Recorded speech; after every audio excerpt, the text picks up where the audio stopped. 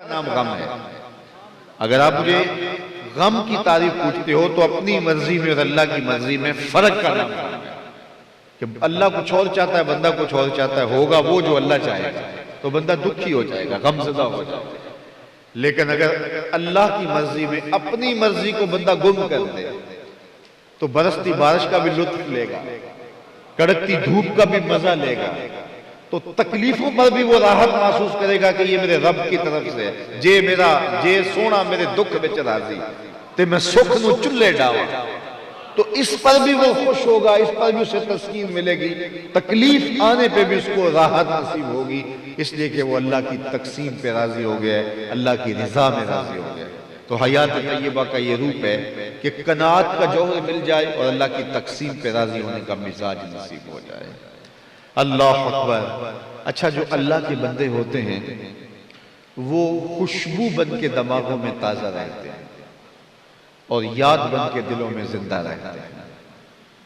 کتنے لوگ آتے ہیں چلے جاتے ہیں، لیکن یہ لوگ ہیں میرا رب انہیں مرنے نہیں دیتا۔ حیات طیبہ، ستھری پاکیزہ زندگی۔ میں گجرانوالہ سے لاہور جاتا ہوں، چونکہ میرا شہر گجرانوالہ ہے تو لاہور میں اکثر جانا ہوتا ہے، تو راوی سے پہلے جہانگیر کا مقبرہ پڑتا ہے، تو بائیں جانب میں دیکھتا ہوں تو میں کہتا ہوں کہ یہ وہ شخص تھا جو بر صغیر کا مطلق العنان بادشاہ تھا، اور جو چاہتا تھا وہ کرتا تھا، اور آج جہانگیر کے مقبرے کے ساتھ جو پارک بنا ہے اس کی وجہ سے وہاں کچھ رونق ہو گئی ہے، لیکن خالص جو احاطہ مقبرے کا ہے وہاں بالکل تاش کھیلنے والی ٹولیاں بیٹھی ہیں اور جانوروں کی بھیڑیں پڑی ہیں، بالکل اس کے ساتھ اس کی محبوب بی بی ملکہ نور جہاں کا مقبرہ ہے۔ جب بادشاہ تخت پہ بیٹھتا تو پیچھے پردہ لٹک رہا ہوتا اور یہ پردے کے پیچھے بیٹھتا، اور بادشاہ کا کوئی فیصلہ اسے ناپسند ہوتا تو پیچھے سے کمر ٹھوکتی، بادشاہ فیصلہ بدل لیتا۔ جس کے اشارہ ابرو پہ ہندوستان کی تقدیر کے فیصلے لکھے تھے، آج اس کی قبر بھی اندھیرے میں ہے۔ ان کی اپنی بیٹی ہے زیب النساء، صاحب دیوان تھی، دیوان مخفی کے نام سے اس کا کلام موجود ہے، اس کا اپنا شعر اس کے لوح مزار پر لکھا ہے۔ بر مزار ماں غریباں، نہ چراغ نہ گلے، نہ پرے پروانہ سوزت، نہ صدائے بلبلے۔ ہم غریبوں کی قبر پہ نہ کوئی چراغ جلانے آئے گا، نہ کوئی پھول ڈالنے آئے گا، نہ کسی بلبل نے گیت گانے ہیں، نہ کسی پروانے نے پر جلانے ہیں، آج غریب بنے ہوئے ہیں۔ یہ میں راوی کی اس پار کی کہانی سنائی ہے، اب راوی کا کنارہ پار کر جائے تو ایک لوح مزار ادھر بھی ہے۔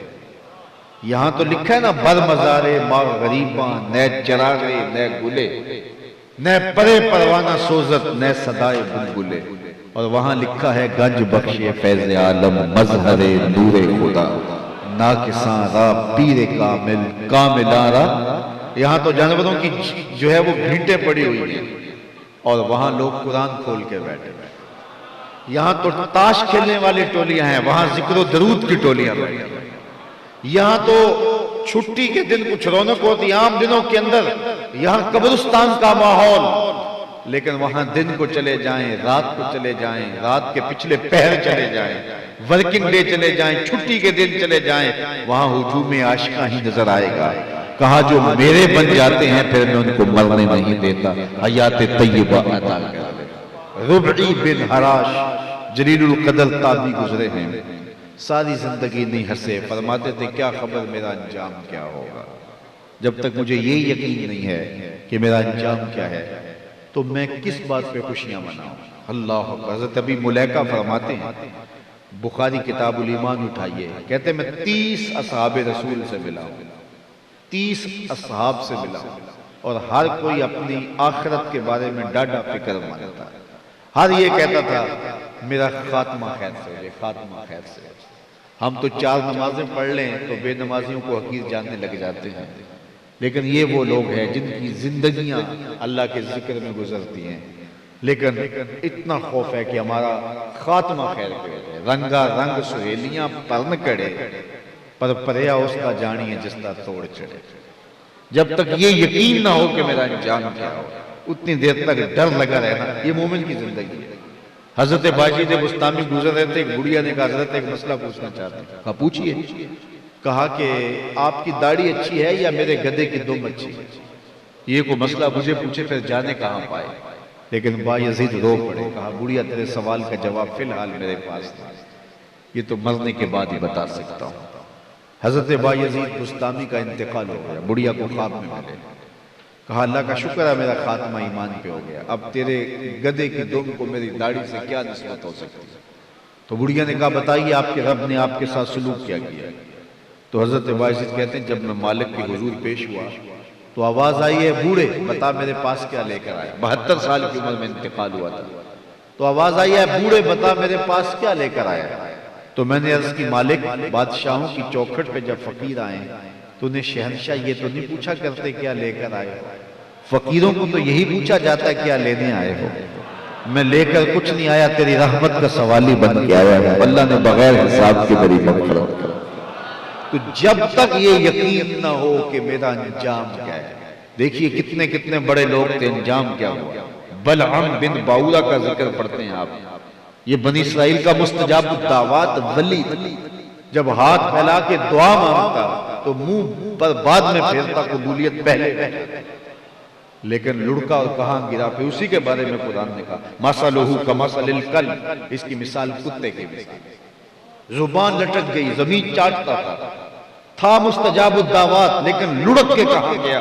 اس لیے میاں صاحب بولے پڑھنے اتے مان کرینا تے نہ آکھی میں پڑھیا. پڑھنے اتے مان کرینا تے نہ آکھی میں پڑھیا، او جبار کہار صداوے متا روڑ دے وے دودھ کڑیا. جب تک یہ یقین نہ ہو کہ میرا انجام کیا ہے اتنی دیر تک دھڑکا لگے. یہ مومن کی زندگی. تو حضرت ربی بن حراش ساری زندگی ہنسے نہیں، فرماتے تھے کیا خبر میرا انجام کیا ہوگا. امام ابو نعیم نے حلیہ میں لکھا، الروض الانف کے اندر امام سہیلی نے لکھا، حضرت قاضی ایاز مالکی اندلسی علیہ رحمہ نے الشفا میں لکھا، امام سیوطی علیہ رحمہ اور باقی لوگوں نے لکھا. ساری زندگی نے کیا خبر میرا انجام کیا ہوگا. خیر وقت آخر آیا، انتقال کر گئے. ان کے بھائی غسال کو بلا لائے، جلدی میرے بھائی کو غسل دے دو. وہ غسل دینے اندر داخل ہوا تو فوراً باہر پلٹ آیا. اس نے کہا اتنی جلدی؟ کہا یاد میرا بھائی بڑا عجیب ہے. کہا کیا ہوا؟ کہا نحنو نغتسلہ وہو یتبسم، ہم اسے غسل دیتے ہیں وہ آگے سے مسکراتا ہے. اللہ اکبر. کہا میرے بھائی نے قسم کی تھی جب تک اچھا انجام نہیں دیکھوں گا ہنسوں گا نہیں. آج جو مرنے کے بعد مسکرا رہا ہے لگتا اس کا انجام بخیر ہو گیا. پورے شہر میں خبر پھیل گئی ایک بندہ مرنے کے بعد مسکرایا. لوگوں نے کہا گھڑی ہوئی کہانیاں، یار بندہ مرنے کے بعد بھی مسکرا سکتا ہے. بعض لوگوں نے کہا یار بندہ تو اچھا تھا، ہو سکتا ہے یہ اعزاز ملا ہو. اقبال نے بھی کہا نا نشان مرد مومن بات گوئیں چوں مرگ آئے تبسم بر لب اوست. تجھے اللہ کے بندے کی نشانی بتاؤں، جب موت آتی ہے تو اس کے لبوں پہ مسکراہٹ ہوتی ہے. یہ تو یار سے ملنے کا موقع ہوتا ہے، یہ تو وصل حبیب کے لمحے. تحفۃ المومن الموت، موت مومن کے لیے تحفہ بن جاتی ہے، اوروں کے لیے بھیانک ہے، لیکن وصل حبیب کی آرزو میں تڑپنے والوں کے لیے تو یہ لمحہ وصال کا ہوتا ہے. حضرت بلال حبشی رضی اللہ تعالیٰ عنہ کا جب آخری وقت آیا، ان کی زوجہ ان کے سرانے بیٹھی تھی، تو جب سکرات موت طاری ہونے لگا تو اس نے کہا ہائے افسوس. تو حضرت بلال حبشی نے پلٹ کے دیکھا، کہا یہ کیوں کہتی ہو؟ بلکہ مجھے مبارک دو، میں تو محمد عربی سے ملنے جا رہا ہوں. یہ تو وصل محبوب کے لمحے ہوتے ہیں. حضرت ابراہیم اللہ کے خلیل کہلاتے ہیں، اور خلیل کہتے ہیں گوڑے یار کو. اللہ اکبر. جب وقت آخر آیا تو اسرائیل علیہ السلام حاضر خدمت ہوئے، رب کا سندیسہ لے کے. پوچھا کدھر آئے ہو؟ کہا قبض روح کے لیے آیا ہوں. کہا عجیب بات ہے، تمہیں تمہارے رب نے بھیجا ہے قبض روح کے لیے، وہ مجھے اپنا خلیل بھی قرار دیتا ہے. کبھی ایسا ہوا ہے کہ کوئی یار بھی یار کی موت چاہے؟ کبھی ایسا ہوا ہے کوئی یار بھی یار کی موت چاہے؟ تو کہا میں تو حکم کا پابند ہوں، آپ کا میسج پیغام اللہ کی بارگاہ میں عرض کر دیتا ہوں. اسرائیل واپس چلے گئے اور کہا کہ مالک تیرے بندے کا یہ پیغام ہے، کبھی کوئی یار بھی یار کی موت چاہتا ہے؟ کہا جا پھر جاؤ خلیل کو کہے کبھی ایسا بھی ہوا ہے یار نے بلایا اور یار ملنے نہ آیا؟ تو روح تڑپنے لگی. کہا کہ پھر دیر نہ کر جلدی قبض کر. تو یہ تو وصل کے لمحے ہوتے ہیں. تو کہا میرے بھائی جو مرنے کے بعد مسکرا رہے ہیں لگتا انہوں نے اپنا انجام بخیر دیکھ لیا ہے. لوگ شور مچ گیا. بعضوں نے کہا یہ گڑی ہوئی کہانیاں ہیں، بعض نے کہا نہیں یار بندہ تو اچھا تھا، ہو سکتا ہے اعزاز ملا ہو۔ ایک بہت بڑا ہجوم ان کے گھر میں داخل ہوا، کوئی تیکھے تیکھے سوال لیے، کوئی طنز کے تیر لیے، کوئی محض زیارت کا شوق، کوئی محض تماشائی، چلو سارے لوگ جا رہے ہیں تم بھی چلو، کیا منظر ہوتا ہے۔ اتنے میں انہیں غسل دے کے چارپائی پہ ڈال کے کفن بھی ڈالا جا چکا تھا۔ جب لوگ داخل ہوئے، قبل اس سے کہ لوگوں میں سے کوئی سوال کرتا، ربی بن حراش نے کفن ہٹایا اور ہاتھ باہر نکالا اور آنے والوں سے مخاطبہ کرتے ہوئے کہا السلام علیکم۔ لوگ حیرت میں ڈوب گئے، میں نے 4 کتابوں کا حوالہ دیا، حیرت میں ڈوب گئے۔ وعلیکم السلام اتتکلم بعد الموت، عجیب بات ہے مرنے کے بعد گفتگو کر رہے ہو؟ قال نعم اتکلم بعد الموت، ہاں ہاں میں مرنے کے بعد باتیں کر رہا ہوں۔ عرش فرشتے بانگا ملیاں تے مکے پہ گیا شور، عرش فرشتے بانگا ملیاں تے مکے پہ گیا شور، بلے شاہ اسا مرنا ناہی تے گور پہ کوئی فَلَنُحْيِيَنَّهُ حَيَاتًا طَيِّبَةً، ہاں ہاں میں مرنے کے بعد باتیں کر رہا ہوں۔ لوگوں نے کہا بتا تمہارے رب نے تمہارے ساتھ سلوک کیا کیا؟ تو ربی بن حراش جو انتقال کر گئے وہ کہتے ہیں استقبلنی ربی غیر غضبان واستقبلنی بروح وریحان، اس کے قدرت والے چہرے پہ کوئی غصہ نہیں تھا، اس نے روح و ریحان کے پھول میرے گلے میں ڈالے۔ لوگوں نے باتیں شروع کر دی۔ امام ابو نعیم الاصفہانی 4 صدی کے مجدد بھی ہیں اور جو ہے وہ محدث بھی ہیں، وہ لکھتے ہیں اہلیہ کے اندر یہ لفظ جو میں اب عرض کرنے لگا ہوں کہ جب سلسلہ کلام طول پکڑنے لگا لوگوں نے سوال پوچھنے شروع کر دیا۔ شکر ایک مرنے والا بول پڑا، کوئی ادھر کی پوچھ رہا ہے کوئی ادھر کی پوچھ رہا ہے۔ جب کلام طویل ہونے لگا تو ربی بن حراش بول کے کہنے لگے اجلو بی ولا تؤخروا بی لان ابا القاسم ينتظر علی الصلاۃ، دیر نہ کرو مجھے جلدی قبرستان میں لے جاؤ، تم باتوں میں لگا رہے ہو، امام الانبیاء میرا انتظار کر رہے ہیں۔ تو کہا کہ اگر کوئی اس کا ہو جائے تو پھر ستھری اور پاکیزہ زندگی عطا کر دی جاتی ہے، حیات طیبہ عطا کر دی جاتی ہے۔ علامہ اقبال نے اپنی والدہ کی انتقال پہ جو مرثیہ لکھا تھا اس میں ایک نظریہ پیش کیا ہے، نظریہ ارتقاء۔ کہانی تو لمبی ہو جائے گی اس کو اگر چھیڑوں تو اس میں انہوں نے ایک بیج کی مثال دی ہے کہ زمین کی کوک کو پھاڑ کے جب بیج باہر آتا ہے تو اس کی فطرت میں ارتقاء کا جذبہ ہے تو وہ کونپل بنتا ہے۔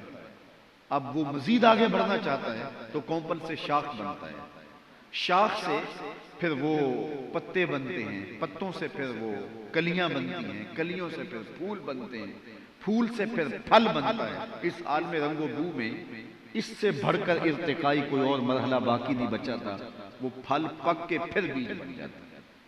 اور پہلے ایک بیج تھا، اب اتنے بیج بنے اور پورا باغ بن گیا۔ تو کہا بندہ مومن اس دنیا کا جب سفر اس دنیا سے کرتا ہے تو برزخ کا ایک جہاں شروع ہوتا ہے اور پھر اس کے بعد آگے اس کی زندگی کے سلسلے شروع ہوتے ہیں۔ فطرت ہستی شہید آرزو رہتی نہ ہو، ذرا دیکھیں اقبال کا فلسفہ، فطرت ہستی شہید آرزو رہتی نہ ہو، خوب تر پیکر کی اس کو جستجو رہتی نہ ہو، موت کو سمجھا ہے غافل اختتام زندگی، یہ ہے شام زندگی صبح دوام، فَلَنُحْيِيَنَّهُ حَيَاتًا طَيِّبَةً، یہ ستھری زندگی ہے اور اس کا ملاحظہ آپ اپنی آنکھوں سے کر سکتے ہو۔ دنیا داروں کی قبروں کے نشان بھی مٹ جاتے ہیں، زمانہ ان کا نام بھی بھول جاتا ہے، لیکن یہ قبریں زندہ رہتی ہیں۔ لارڈ کرزن نے اپنی یادداشتیں مرتب کی، یہاں ہندوستان میں رہا، جب راج کیا انگریز نے تو واپس گیا تو بڑھاپے میں اس نے اپنی یادداشتیں مرتب کی۔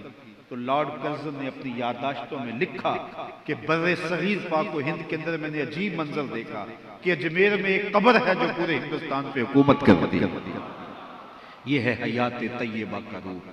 تو آؤ میں اور آپ اپنی زندگی کو ان اوصاف کا حامل بنائیں، یہ عزم کریں کہ ہم کبھی بھی حرام کا ایک لقمہ بھی اپنے پیٹ میں نہیں اترنے دیں گے۔ حیات طیبہ ہمیں نصیب ہوگی، اس کے نتیجے کے ہم اللہ کی تقسیم پہ راضی ہونے کا مزاج بنائیں گے۔ آج آپ جس اچھے سے ڈاکٹر سے دوائی لے لیں لیکن ٹینشن ختم ہی نہیں ہونے پاتی۔ اگر ٹینشن سے فری ہونا چاہتے ہیں تو میں آپ کو جس کا بتا رہا ہوں، اللہ کی تقسیم پہ راضی ہو جائیں، زندگی کو سکھ نصیب ہو جائے۔ اور قناعت جو اللہ نے جو دیا ہے اس پہ راضی ہو جائیں، اور اللہ تعالیٰ جل شانہ سے سعادت بری زندگی طلب کرے، جس میں کسی کو دکھ نہ دیں، کسی کو اذیت نہ پہنچائیں، مخلوق کے لیے آزار کا سبب نہ بنے، تکلیف کا سبب نہ بنے۔ یہاں تو دشمنوں سے بھی رویے اچھے رکھنے کی تلقین کی گئی ہے، لیکن آج ہم اپنوں کے ساتھ ہی رویے اچھے نہیں رکھتے۔ سادی بولے کہ شنیدم کے مردان راہ خدا، شنیدم کے مردان راہ خدا، دل دشمنا ہم نہ کردن تنگ، تو را کے میسر شود ای مقام، کہ با دوستانت خلافست و جنگ۔ کہا میں نے سنا ہے جو اللہ کے بندے ہیں وہ تو دشمنوں کا دل بھی نہیں دکھاتے، تو اپنوں کے کلیجے پھاڑے۔ آج ہم اپنے رویوں پہ غور کریں، یار کسی کا دل کیوں توڑیں گے، کسی کو کیوں اذیت دیں گے، کس کو پتھر مارے ناصر کون پر آیا ہے، دل کے شیش محل میں ایک ایک چہرہ اپنا لگتا ہے۔ الخلق و عیال اللہ، اللہ کی مخلوق سے پیار کرو، تمہارا رب تم سے پیار کرے گا، اور پھر حضور کی امت سے پیار، حضور کے پیار کا سبب اور حضور کی امت سے محبت کا ذریعہ ہے۔ آج کا لہجہ پھٹتا ہے جب ایک نبی کے ماننے والے اور ایک نبی کا نام لینے والے ایک دوسرے کے جبے پھاڑ رہے ہوتے ہیں اور ایک دوسرے کی پگڑیاں کھینچ رہے ہوتے ہیں۔ صاحب جب ہم نام ان کا لیتے ہیں تو پھر ہمارے اندر وحدت اور محبت اور پیار کا وہ جوہر پیدا ہو۔ اقبال نے کہا تھا دل بمحبوب حجازی بستائیں، زین جہت با یک دیگر پیوستائیں، چوں گلے صد برگ مارا ہو یکیز، او کے جانے ای نظامو او یکیز، مست چشم ساکیے بتہاستیں، در جہاں مثل مومی ناستیں۔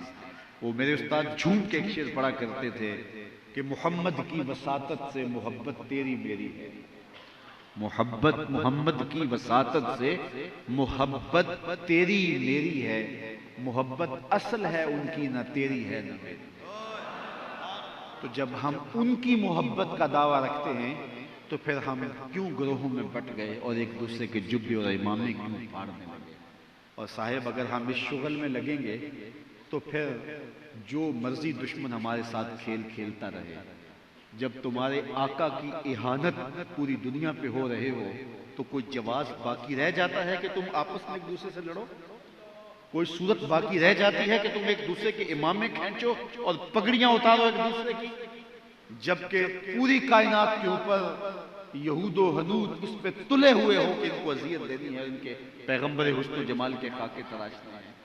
یہ ہمارا امتحان تھا۔ ہم سوچیں اپنے گریبان میں، ہم تو ایک دوسرے کو گالیاں دے رہے ہیں نا، ہم سوچیں کہ ہم کہاں کھڑے ہیں، گنبد خضرا میں حضور کا دل کیسے دکھ رہا ہوگا، اور ہم کس طرح تشدد، افتراق اور باہمی لڑائیوں کے اندر مبتلا ہیں۔ آئیے محبت کا سبق پڑھیں اور پیار کی بولی بولیں اور اس امت کو وحدت کے دائرے میں لے آئیں۔ ہزاروں قومیں وجود میں آئیں، دہر میں خشک و تر کے رشتے سے ہم نے بنیاد دوستی رکھی، یاد خیر البشر کے رشتے سے۔ یہ رشتہ ہماری دوستی کا معیار ہے اور ذریعہ اور سبب ہے۔